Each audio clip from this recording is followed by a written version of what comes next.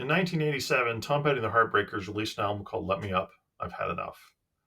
And that was a sentiment that carried into what came next. Big change was coming.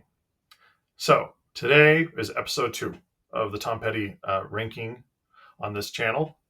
And we're going to be covering the albums that came out from 1989 to 1999, which is my favorite period of Tom Petty music, period. There is so much good content in that. And we'll begin with the first album that came out. It was Full Moon Fever. This allowed Tom Petty to move into kind of a solo mindset where he worked with Jeff Lynne as the producer and Mike Campbell was along the ride with him. And they built this tremendous album of things that were very different and allowed Tom Petty to explore and go to other places. So, having said that, this is an album that I remember well. This is the first album I remember hearing as a child. I was about 4 years old when I remember hearing Free Falling and I Won't Back Down. My dad had a little cassette and a tin with it in it that he kept in his truck. There are 9 songs on this album that I really love. Free Fallin', I Won't Back Down, A Face in the Crowd, Running Down a Dream, I'll Feel a Whole Lot Better, You're So Bad, Depending on You, All Right for Now, A Mind with a Heart of Its Own. I Feel a Whole Lot Better is a Byrds cover, and Tom Petty's influence by the Byrds is well noted. He also goes on to help Roger McGuinn with one of his albums that came out this decade. So that's something to look forward to if you're a Roger McGuinn fan. Anyway, having said that, 9 notable songs. I rate the album at a 9. This is a great album, very solid track listing, 9 notable songs for me, 3 bonus points for the amount of songs, 21 points for this album. The next album that came out was 1991's Into the Great Wide Open. This was bringing back in the whole band and doing the Jeff Lynne approach, with Jeff Lynne as a producer and basically a bandmate at the time. It has one of my favorite Tom Petty songs of all time, Learning to Fly, which I've seen him play a few times live, and it was just magnificent. If you ever get to check out a live performance of Learning to Fly, it will really take you to other places. Having said that about Learning to Fly, there are many other great songs in this album too, including King's Highway, Into Great Wide Open, Two Gunslingers, The Dark of the Sun, All the Wrong Reasons, Too Good to Be True, You and I Will Meet Again, Making Some Noise, and Built to Last. 10 notable songs for me.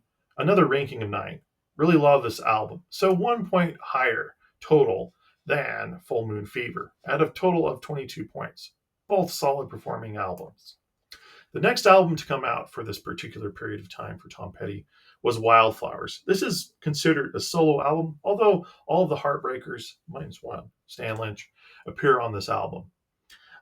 This is a big transitional period. He worked with Rick Rubin, who allowed him to kind of approach his songwriting in a different fashion. And I feel like Tom Petty really grew into himself on this album.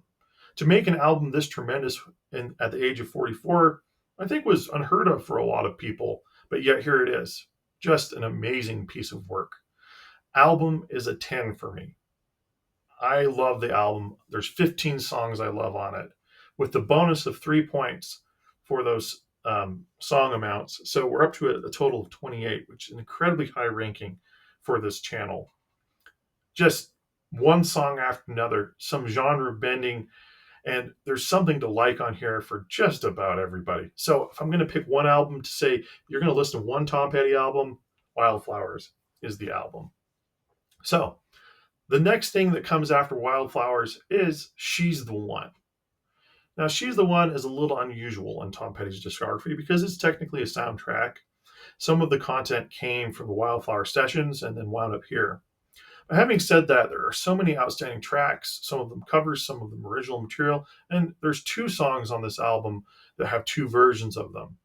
Normally, I kind of balk at the idea of including multiple versions as notable songs from the same record, but I love both of these versions of both of these songs.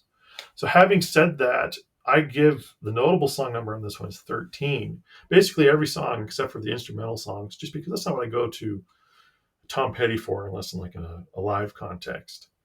And an 8 experience for the album overall. It's just not quite as good of a listening experience as the 3 that came before it. But there's so much good material here, and I highly recommend listening to it. The last album of this time period is 1999's Echo. Rick Rubin is still in the mix, and this is a particularly dark time for Tom Petty and the band. There were some substance abuse issues, personal crises, and a number of other things. It's amazing the record got made at all. Um, Having said that, this is one of my favorite Tom Petty albums. If I'm feeling down and I'm feeling low, this is one of my go-to albums. I like to go listen to it because I feel like I'm sitting with somebody else who is going through the same experience and they get it. And it makes me feel less low by nature of that. They don't play a lot of this content live in the past when the band was still going, but I just think there's some stellar songwriting, regardless of circumstances that it came out in. There are 15 songs on this album I consider notable, and I can't bring myself to give it the same ranking as Wildflowers because Wildflowers is just the peak of everything, but it's pretty dang close for me. 9.5 out of 10.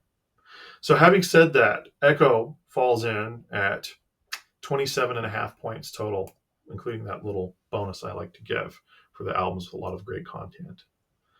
So having said that, the lowest rated album for this decade of Tom Petty music for me is an 8. Highest is a 10. Just a phenomenal decade. So if you haven't listened to this period of Tom Petty's music, definitely go check it out. I have one other little footnote I want to say before I end this episode, which is there is another version of Wildflowers that came out after Tom Petty passed away, Wildflowers and All the Rest.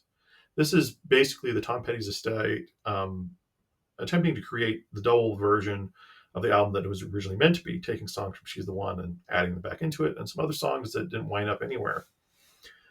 It's a very good effort. I really enjoy it, but if I'm going to pick between the two, I'm going to pick Wildflowers as the experience. And then if you really love Wildflowers, go dig into Wildflowers and All the Rest. The Tom Petty Estate also put out Angel Dream, which is a reworking of She's the One, which pulls out some of the songs that wound up on Wildflowers and All the Rest and adds some other ones to create a different record. I liked it just fine, but if I'm going to point someone to one of these two, I'm going to pick She's the One between the two. Part of it might be nostalgia, but part of it is that there's just those two versions that I really love and just so much good content. So, having said that, this is episode 2, Tom Petty's best decade, in my opinion, and I hope you check it out if you haven't. And looking forward to some of your comments, and plan on episode 3 coming out soon, where we're going to talk about the final period of Tom Petty, including Mudcrutch. So, happy listening.